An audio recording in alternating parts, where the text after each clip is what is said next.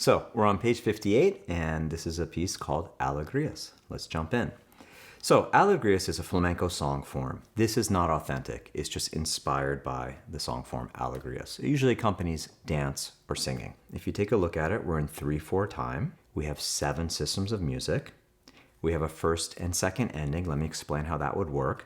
You would play the first 3 systems.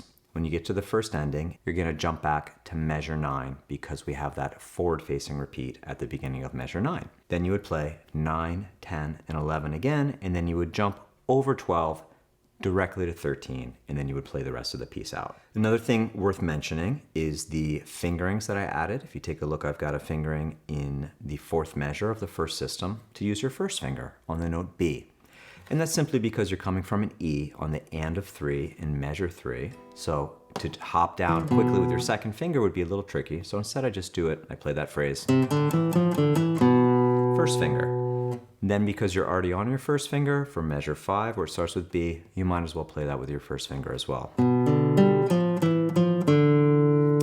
And then I have another fingering that I'm suggesting to you in measure 24, which is the 4th measure of the second to last system. And there we have the notes C, G, E, and it makes sense to play this with 3, 2.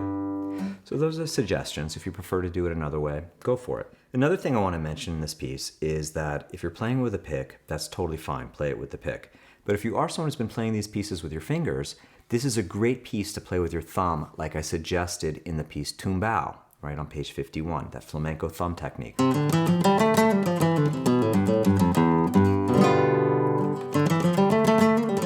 Just gives you a nice flamenco-y sound. So that's optional. If you need to review that, you go back to page 51 for Tumbao. One other thing I want to mention is there are some arpeggios here in the melody. So if you look at 9, 10, and 11, the notes here are F, A, C, C, E, G, and then in 11, G, B, D.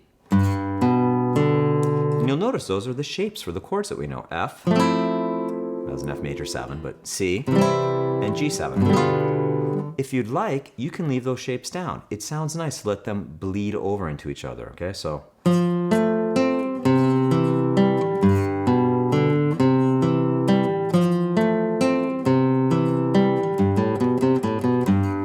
It's just a nice technique. That's optional, but that's the way I play it. I do the same thing again on 21, 22, and 23, where we have the same patterns. We've got F, A, C, C, E, G, G, B, D.